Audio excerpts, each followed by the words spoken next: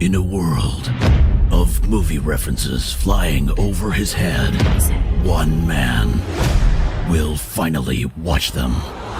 This is the Matt and Blonde Show movie review. This week's movie is the 1987 action drama Robocop, in which a Detroit police officer is brutally murdered by a criminal gang, but is revived by a weapons development corporation as a cyborg, and then patrols the streets mercilessly, fighting crime and searching for his lost identity. From movie picker Kyle, a bloody, brutal sci-fi action movie set in a dystopian future, surprisingly accurate in its portrayal of what Detroit would become. It's also a good commentary on violence itself, just an all-around fun movie that comes from a rather ridiculous plot. As always, your review and your better than Jurassic Park rating. I love this movie. It's a perfect combination of hilarious 80s style ultra-violence with some lighthearted humor. And then all the while, they kind of make this somewhat belabored point about the dangers of removing the human component from police work and from work like that, which I liked. And you kind of don't know where the movie's going, and it doesn't take itself too seriously, and the viewer can chill out a little bit. It doesn't have to go on this like other dimension psychological thriller ride. It's not terribly difficult to watch. It's not like a huge emotional investment. It's up there with his other films. He made Total Recall. He made Starship Troopers. Did he? I love them both. Yeah. Really? I didn't know it was the same guy. That surprises Voorhees, me. I think his name is Voorhees. Robocop shouldn't be passed up. 4 out of 5. Loved it. You've already tipped your hand about not liking this.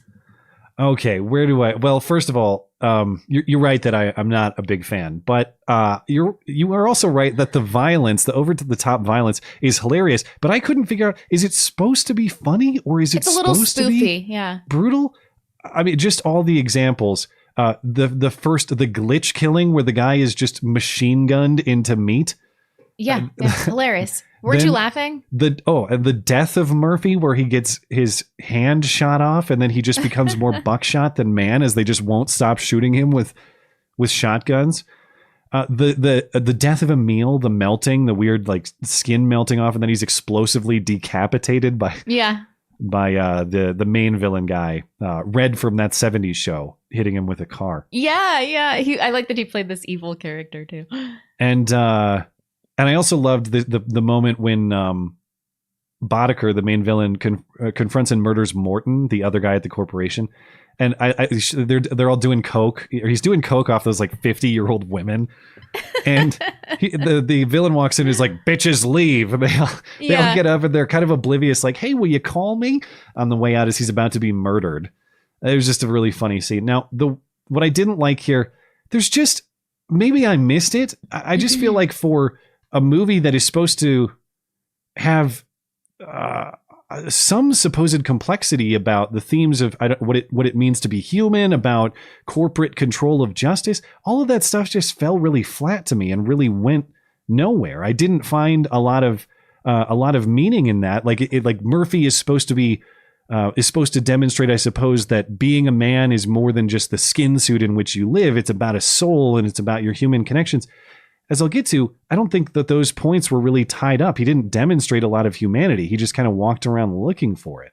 And then this stuff about like a corporation controlling justice, that was sort of, it's not that there are no moral themes there, but I didn't really understand the messaging. Is it saying that any corporation would be corrupt and bad, just this one? And or why is it necessarily worse than the sort of political corruption that we've seen in Detroit anyway? Right. So I wasn't particularly satisfied by what I think were supposed to be broad themes of this movie. Well, you tell me. I wouldn't pretend to say that you approve this without asking you about it. I thought the female lead was god-awful atrocious. Well, she's unattractive. Lewis the cop? Yeah. Which I normally would complain about, but I just love RoboCop. Okay. I'll tell you. Well, again, we have a woman fighting men as the central premise. I know the guy was handcuffed, but that just pissed me off. Like, thank God grandma haircut is on the thin blue line. We have it under control here. Except we don't, because her incompetence is central to Murphy's entire incident. If she makes a proper arrest and doesn't get bitch slapped into unconsciousness, then Murphy isn't isolated, and maybe Murphy actually makes it out and he isn't killed in the horrific way that he is. So I just hated her character. I also didn't like, to me, the big points weren't tied up. So a central point of the movie is Murphy's search for his family and his identity through his family. And we're supposed to sympathize with him as he revisits his old house and he tries to remember. In the end, there's no resolution. He just shoots a guy and says that his name is Murphy. And I guess my question for the movie is, why am I supposed to take this family element seriously if we don't get a lot of resolution on the family piece? Well, why do you have to have resolution? There's no resolution for him. And he said, I am Murphy, because he had rediscovered the part of his humanity that was taken from him. His death, his dignified death, was taken from him.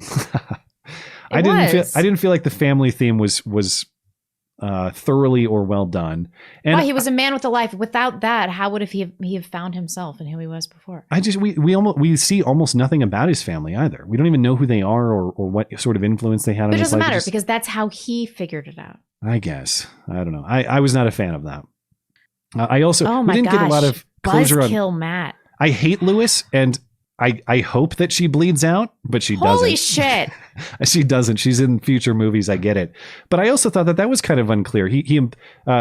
Robocop Murphy implies when he says they'll fix you when she's shot up that she'll be okay. But there's no demonstration, unless I missed it, of her extraction, of a hospital visit, of her recovery. It's just like, is Lewis okay? I don't know. Who cares? Whatever. Move along. Catchy line or meaningful line to close, I guess, and we're out of here. So for me, it was a 2 wiki experience.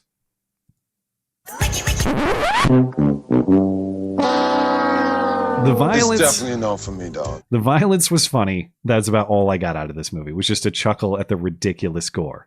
But you loved Total Recall.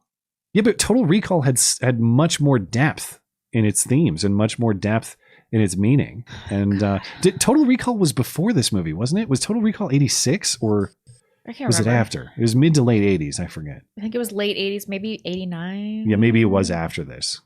You might this be is right. Really bumming me out. Anyway, I thought you would like it. It has like good 80s cheese. And yeah. The early vote is I suppose it's generally positive. It's not as low as I rated it, certainly.